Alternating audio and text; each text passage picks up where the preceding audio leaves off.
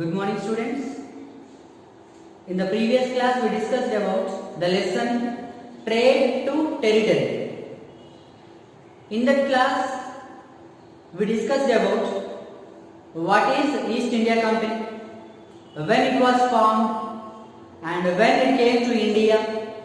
After coming to India, with whom they started trade, and with whom they made some agreements.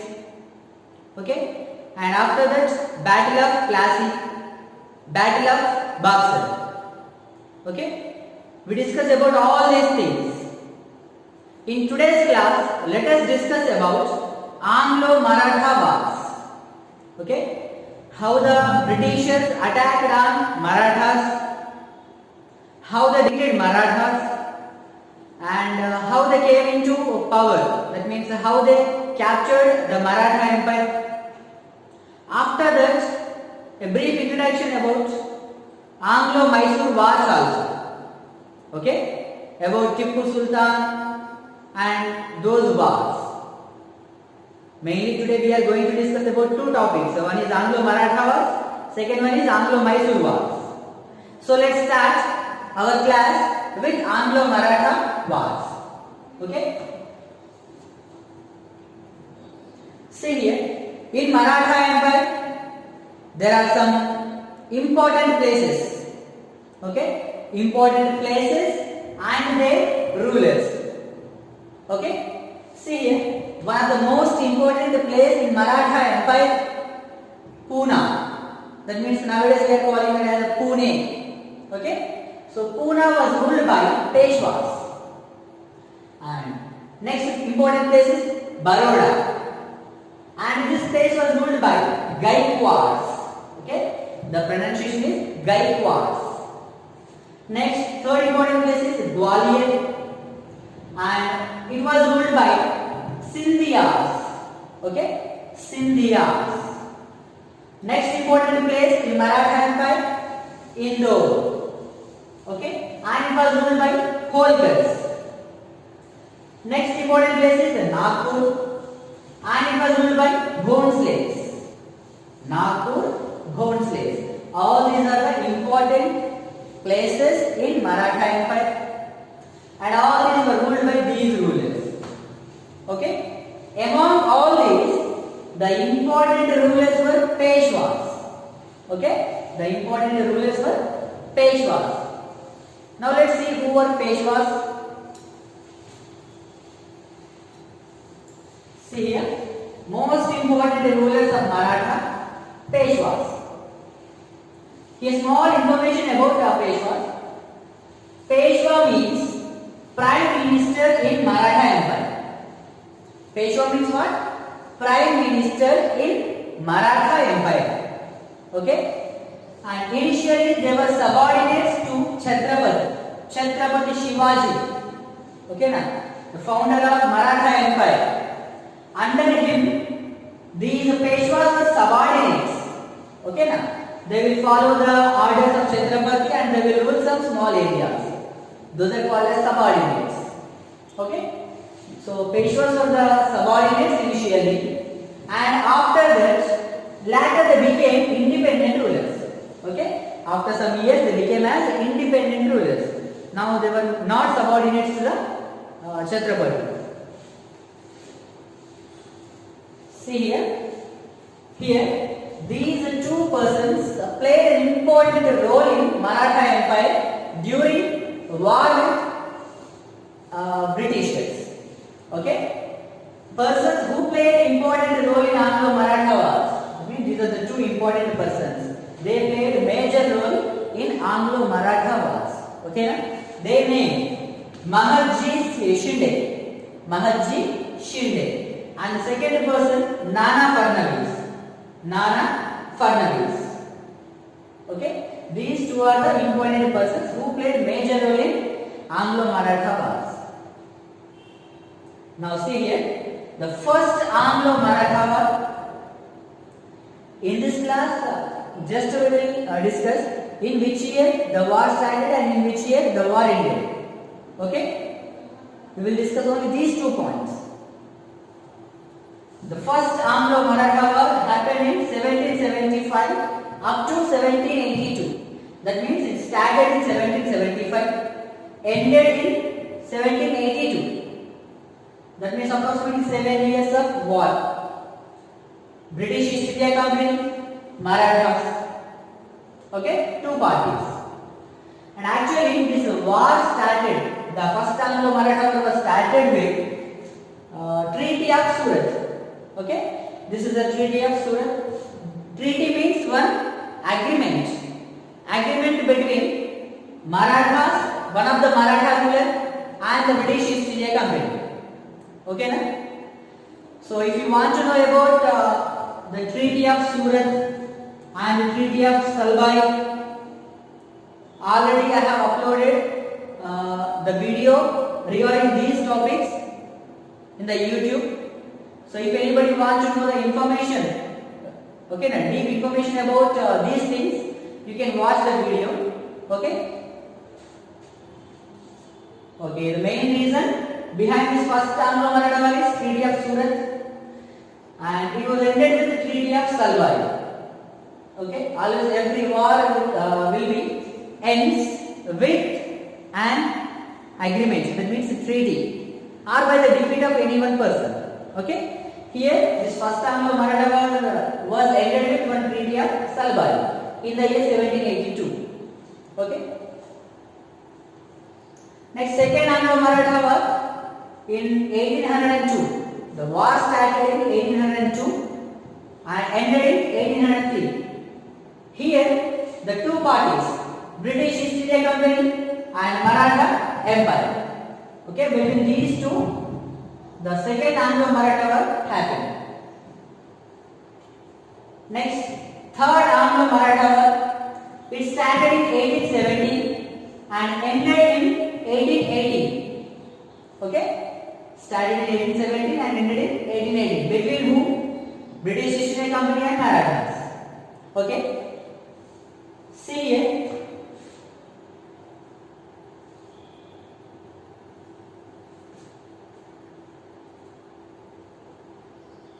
Here you can find wars between Maratha Empire and British. Here, Peshwas versus British, Bhonsle versus British, Scindias versus British, Holkars versus British. That means in both the second and third, you can see here, second and third Anglo-Maratha wars were happened between Britishers and Maratha kingdoms individually. In the first war of Anglo-Maratha, the total all these kingdoms, okay now, unitedly fought against the Britishers. Okay, in the first Anglo-Maratha war, all these were Peshwas, Bhonsles, Scindias, Holkars. All these members fought together. Okay, now combinedly they fought against the Britishers. That's why they won in the first Anglo-Maratha War. But in the second and third Anglo-Maratha wars, individually they fought with the Britishers. Peshwas fought against the Britishers in one place. Okay, now because lack of support of the remaining members, the Peshwas were defeated by the Britishers in both the second and third Anglo-Maratha War. Here, Bhonsles also fought individually with the Britishers in one place without the support of these three remaining. That's why Bhonsles were defeated by the Britishers. Next, Scindias also fought individually with the Britishers and they lost. In the Holkars also fought against the Britishers individually.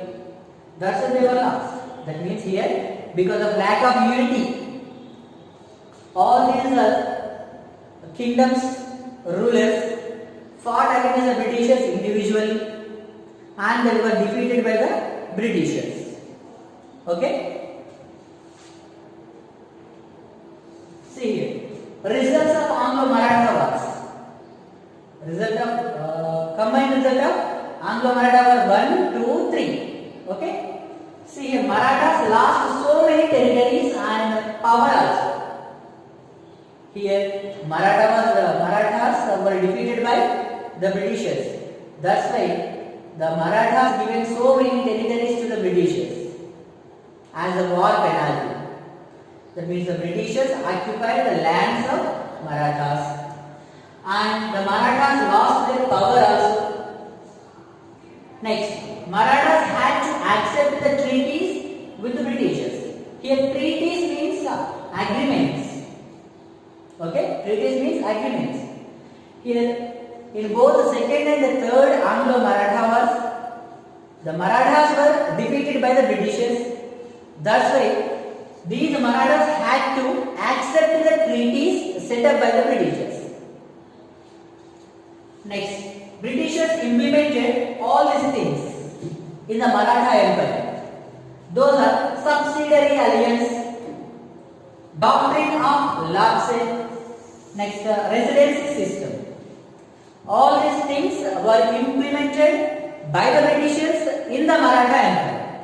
Now let us see what is subsidiary alliance, what is doctrine of lapse and residency system. Okay?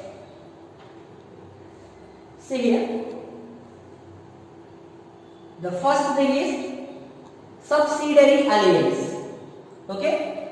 This subsidiary alliance was introduced by Lord Wellesley.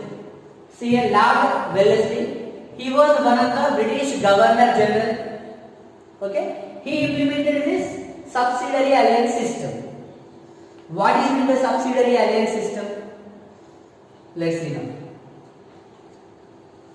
See here, according to the subsidiary alliance system, Indian kings should not have more army. Before the Britishers' arrival, Indian kings had lot of army. But after these Anglo-Maratha wars, they implemented subsidiary alliance. According to that system, no Indian king should contain more number of army. Okay? No one should have more army. Okay, no army. Second point, Indian kings should give shelter for British soldiers. In our Indian kingdoms, our kings should give shelter to the British army. Okay? And the third point, Indian kings should spend money for the maintenance of the British army. So according to the second condition, the British army will stay in Indian kingdoms only. Okay. So while they are staying, about their total maintenance, our Indian king should bear. Okay, na? Our Indian kings should pay the money, spend the money for the British army.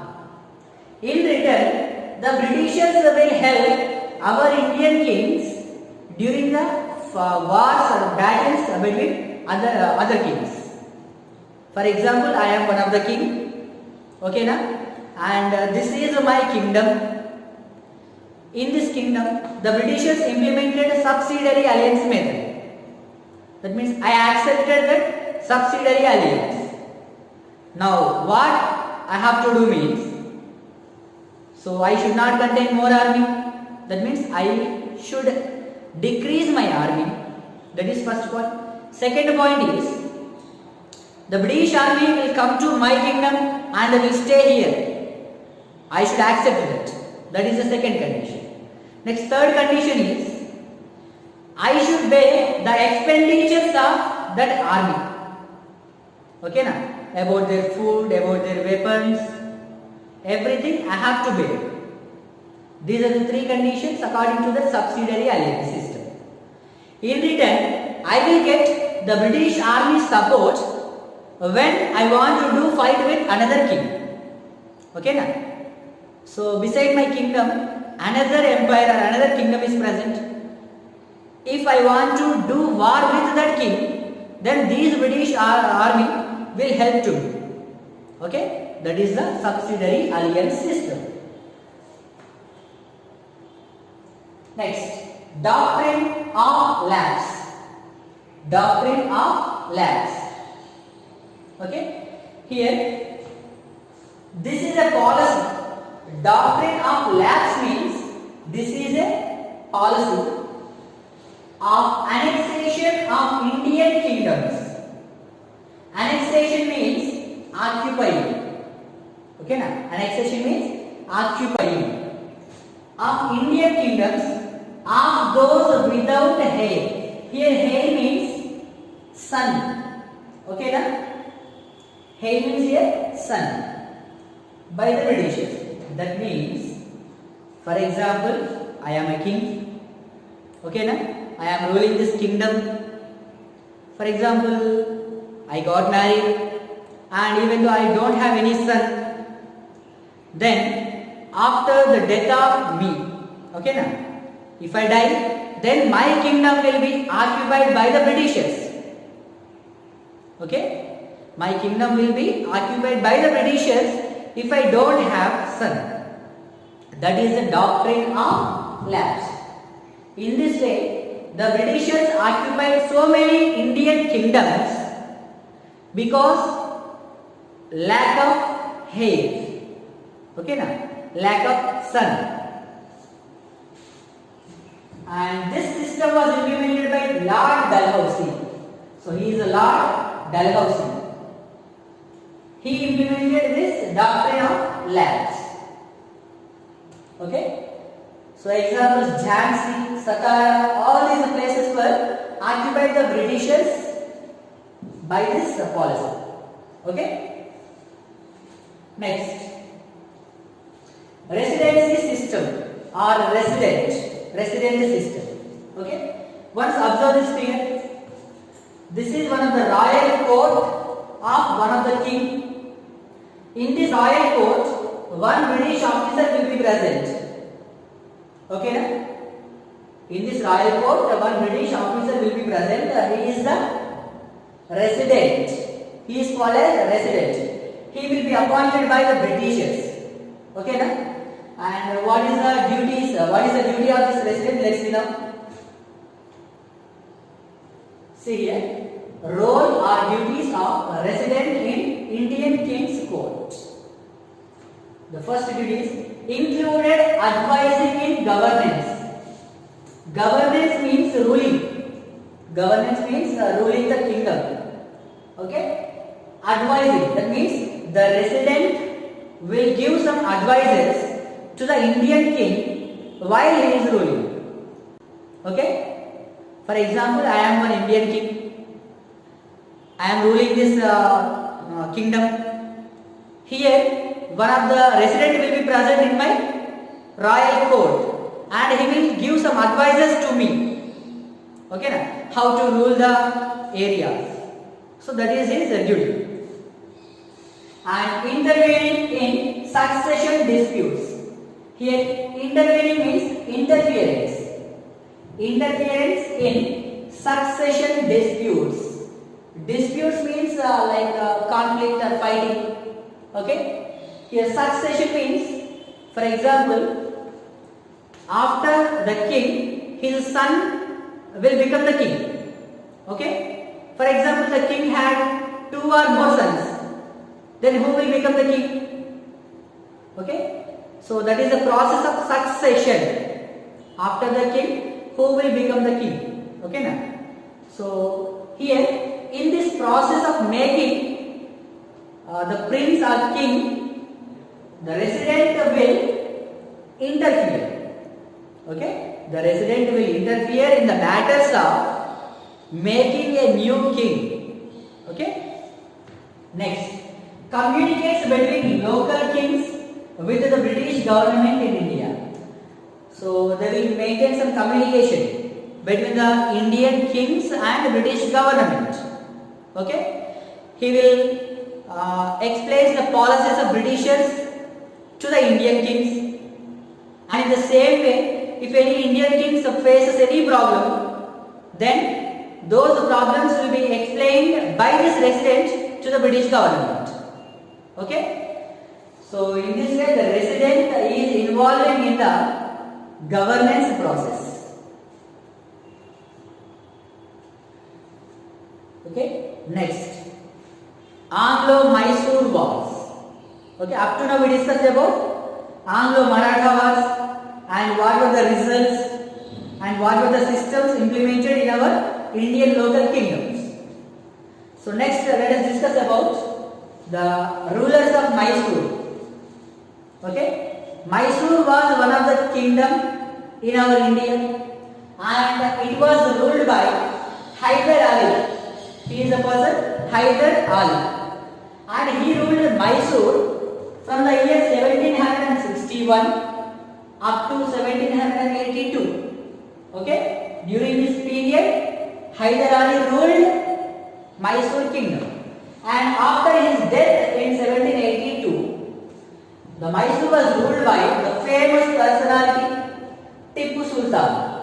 Okay, not Tipu Sultan, and he ruled the Mysore kingdom from 1782 to 1799.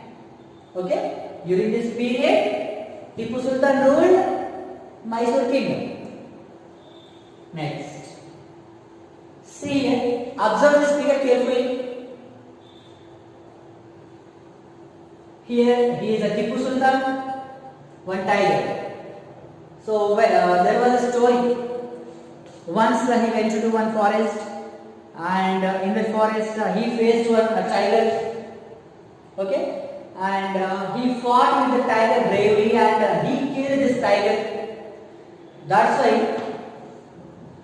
he was called as Tiger of Mysore. Tiger of Mysore. Here the tiger indicates the braveness of the Tipu Sultan. Okay, so it is not an easy task to kill this tiger, but he did not. That means because of his bravery. So that's why he was called as Tiger of Mysore. Now let's see what happened between the Mysore rulers and Britishers.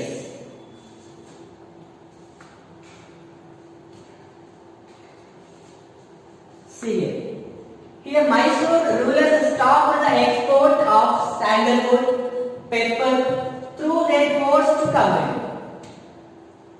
Now what we are discussing actually?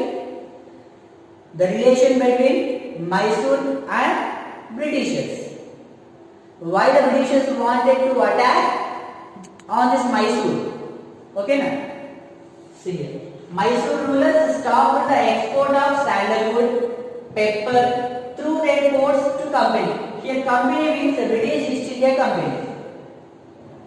Here Mysore rulers, that means Hyder Ali, Tipu Sultan, they stopped the export of some of the goods like sandalwood and pepper. Okay, actually the Britishers came to India for the purpose of trade.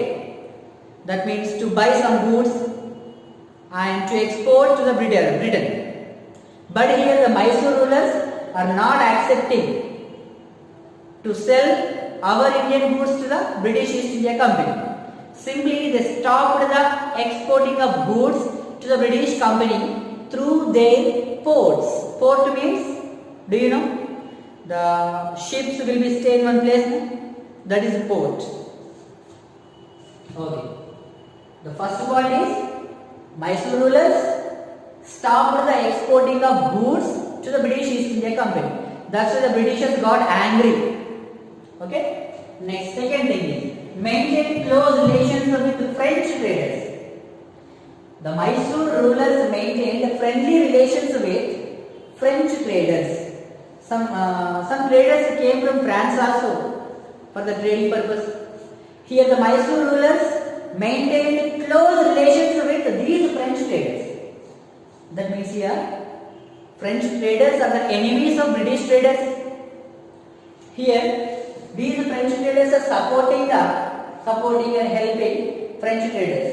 Okay, the Mysore rulers are supporting French traders. That's why the Britishers got angry. Next, not accepted subsidiary alliance of Britishers. Here, just now we discussed in Maratha Empire, the Britishers implemented one of the system, that is subsidiary alliance system. But the Mysore rulers did not accept that subsidiary alliance. Because of all these reasons, the Britishers got more angry on the Mysore rulers. That's why they wanted to attack on this Mysore. Okay? They felt that the rulers of Mysore were a problematic thing for the Britishers. That's why they want to eliminate the rulers of Mysore and they want to occupy this Mysore. Okay? For that purpose, the Britishers attacked on Mysore. See here, total 4 wars happened in between Mysore and Britishers.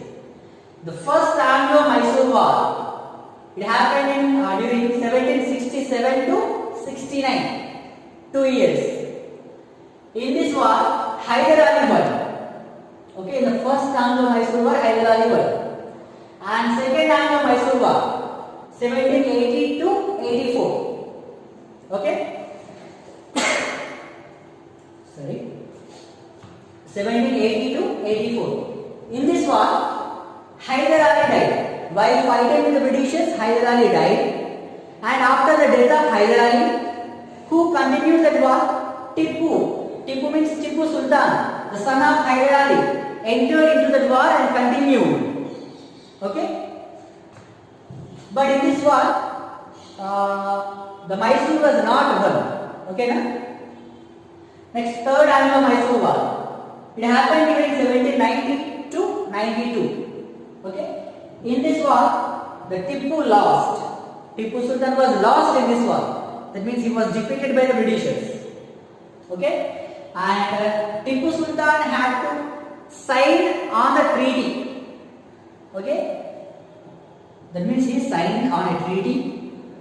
According to this treaty, he sent his 2 sons as prisoners to the Britishers.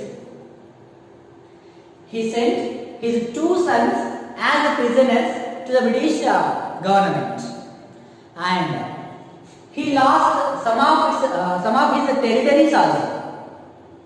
Okay, and he had to pay some of the money, approximately 3 crore rupees money, as war penalty to the Britishers. Okay. Next, 4th Anglo-Mysore War, 1799. In this war, Tipu Sultan was died. Okay, and after the death of Tipu Sultan, finally the Britishers occupied the entire Mysore and they started ruling. Okay, so in this way, the Britishers had done so many wars with Marathas and Mysore.